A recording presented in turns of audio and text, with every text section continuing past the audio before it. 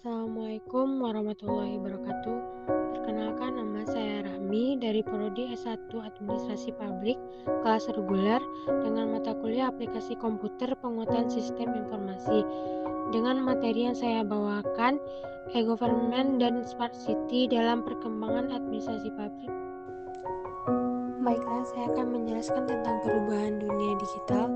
Perkembangan teknologi dan komunikasi pada masa sekarang telah mengubah sebagian pola aktivitas masyarakat dalam memenuhi kebutuhannya.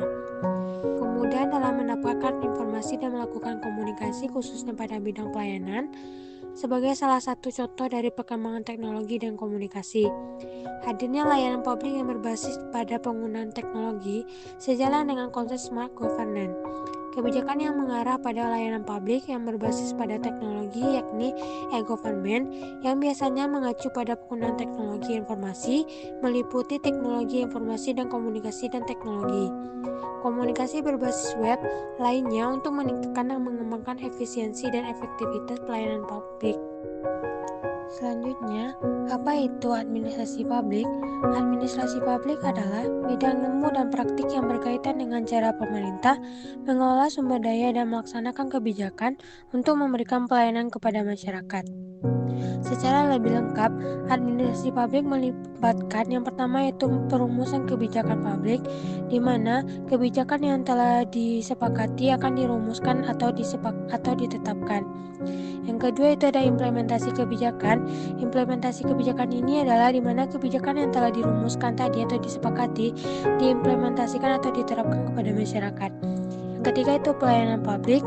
Yang keempat itu ada manajemen sumber daya, dan kelima itu ada akuntabilitas dan transparansi.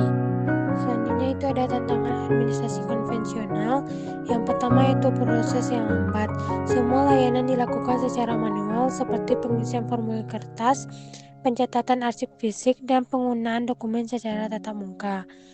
Hal ini menyebabkan waktu tunggu lama dan seringkali terjadi penumpukan antrian, baik di kantor pemerintahan maupun lembaga pelayanan masyarakat. Yang kedua itu ada birokrasi yang rumit. Banyaknya lapisan struktur organisasi dan prosedur yang kaku membuat proses menjadi rumit. Masyarakat sering harus lompat dari satu meja ke meja yang lainnya hanya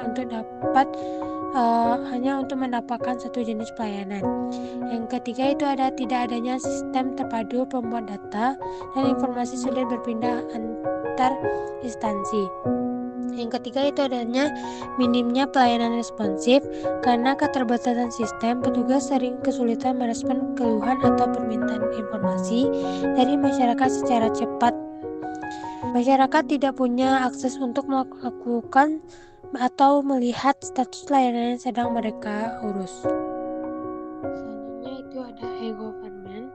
E-government ini adalah salah satu konsep atau sistem di mana pemerintah memanfaatkan teknologi informasi dan komunikasi atau disebut dengan TIK seperti internet, aplikasi digital, dan jaringan komputer untuk penyelenggaraan pelayanan publik, menyampaikan informasi dan menjalankan sebagai fungsi pemerintahan secara efisien, transparan, dan mudah diakses.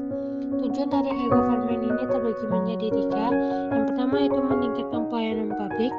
Yang kedua itu meningkatkan transparansi dan akuntabilitas. Yang ketiga itu meningkatkan partisipasi masyarakat. Selanjutnya itu ada e-government di Indonesia. Yang pertama itu e-KTP atau kartu tanda penduduk elektronik, di mana sistem identitas penduduk nasional berbasis biometrik dan digital. Yang kedua itu mempermudah verifikasi identitas secara elektronik dalam berbagai layanan pemerintah. Selanjutnya itu ada DJP online atau Direktorat Jenderal Pajak Online.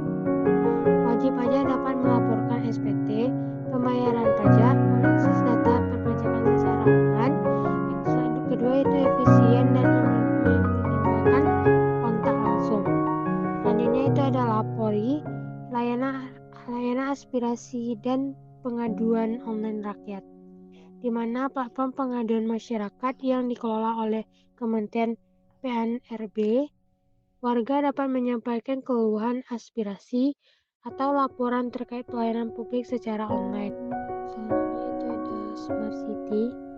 Smart City ini adalah konsep pembangunan kota yang memanfaatkan teknologi Informasi dan Komunikasi atau disebut dengan TIK, seperti Internet of the Things, kecerdasan buatan AI, dan Big Data untuk mengelola sumber daya kota secara efisien, meningkatkan layanan publik dan menciptakan lingkungan hidup yang lebih aman, nyaman, dan berkelanjutan bagi warganya.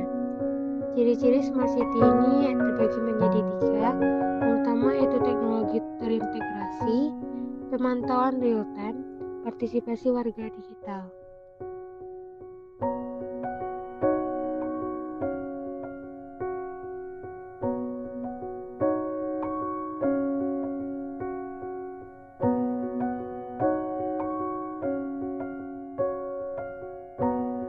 Smart City ini adalah wujud nyata kemajuan administrasi publik di era digital.